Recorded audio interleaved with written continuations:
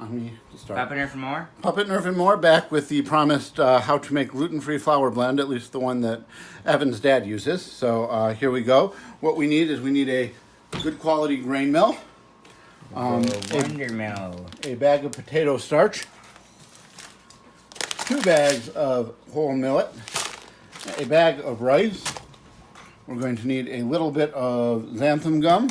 And there's one other ingredient that I forgot to pull out.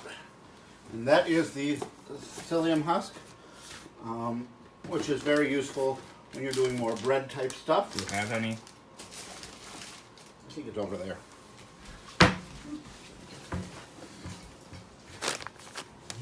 Although that one is optional depending on what you're doing, and since we're not doing yeast-based today, we can always add that in later.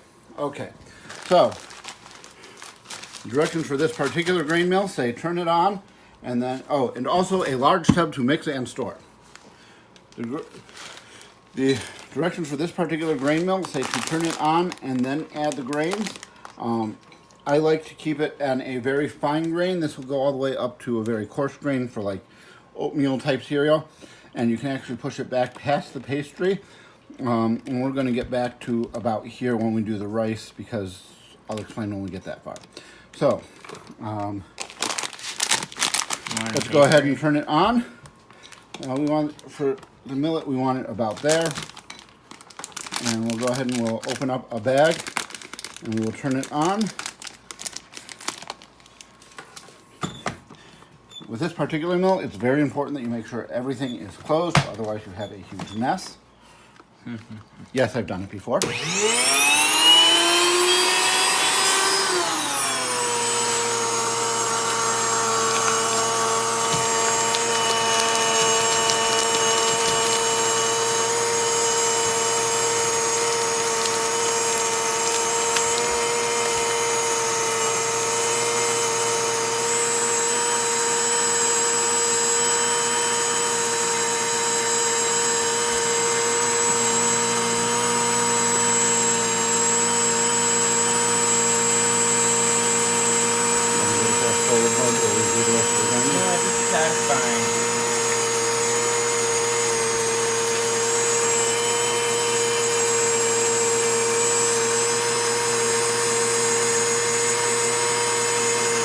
When you done this one, and then at that time, we'll talk a little bit about it.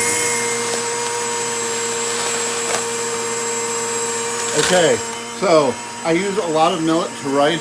If you look at the commercial brands, they have a lot of rice flour in it, and let's face it, it's because it's cheap. But I have found that from a consistency standpoint, millet and sorghum tend to give you a better consistency. I like the millet better because I feel like the sorghum has a stronger flavor. But if you're after more of that whole grain flour type flavor, by all means, sorghum is a good choice. I like them because they're relatively inexpensive compared to things like quinoa, but they are like 3 times the cost of rice. So there is definitely a price difference, but it's a trade-off price to quality. And we're almost done here with this, with the millet.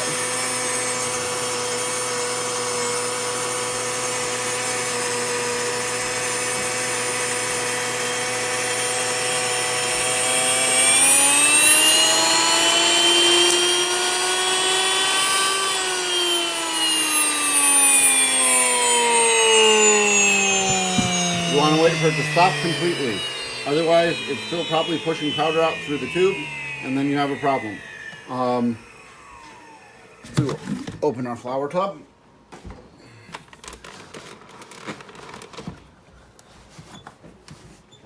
And as you can see, we have a whole big tub of flour-looking stuff. You're spilling all over the place. Yeah, we're spilling a little bit. It happens. Don't put it there. Just leave it here. But that's why we have the bigger tub. The tub size is definitely an issue. If I was doing this on a much larger basis, I'd probably look to upfit this with a larger tub setup. But do you have to use this piece down here? Well, you need something to catch it, because otherwise it just shoots the flour out this hole. So you need something to catch it on the other side. So technically you could be using this. Well, we would need something that we could hook up to a tube and seal. It comes with a container, so we use that. We're going to take this down past pastry because, as I mentioned earlier, the rice does tend to be a little bit grittier in terms of its consistency. I found that if you grind it super duper fine, like past pastry fine, that you tend to get around some of that. But again, the big thing is sticking with a grain that grinds more to a flour consistency like millet or sorghum.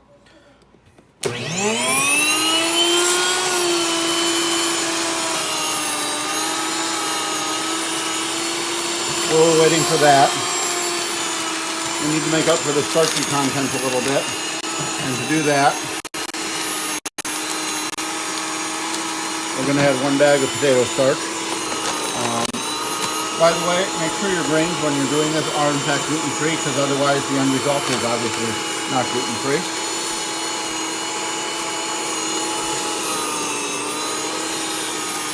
And again, while we're waiting for our rice to grind, we'll go ahead and we'll put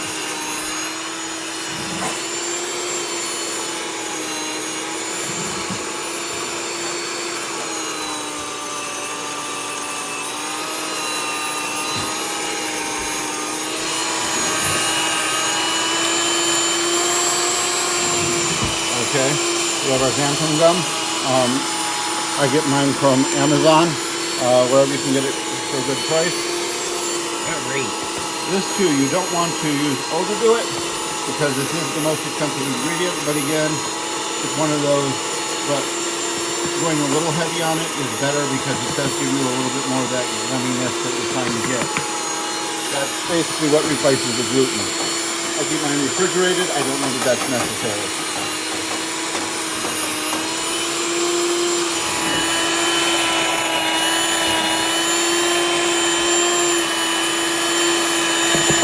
Our rice is almost done.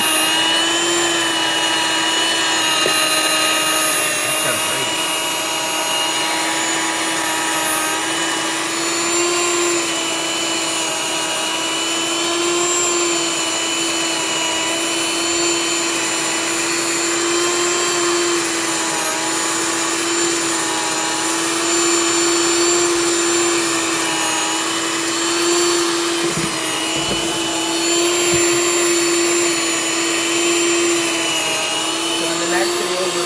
Taste test on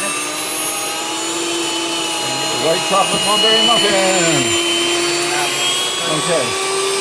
I'm going to run for just another second here.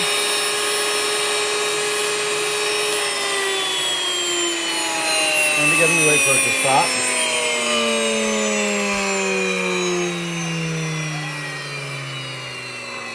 Well, one thing you will notice is that this does get warm. It is a friction-based process. It's grinding the grains. So it does generate a lot of heat. Just something to keep in mind. If it starts to get too hot, you want to make sure that you are taking the necessary precautions. The finer you grate it, the warmer it's gonna get. This is a dust cup. It catches just as part of the filtration system. It's very helpful.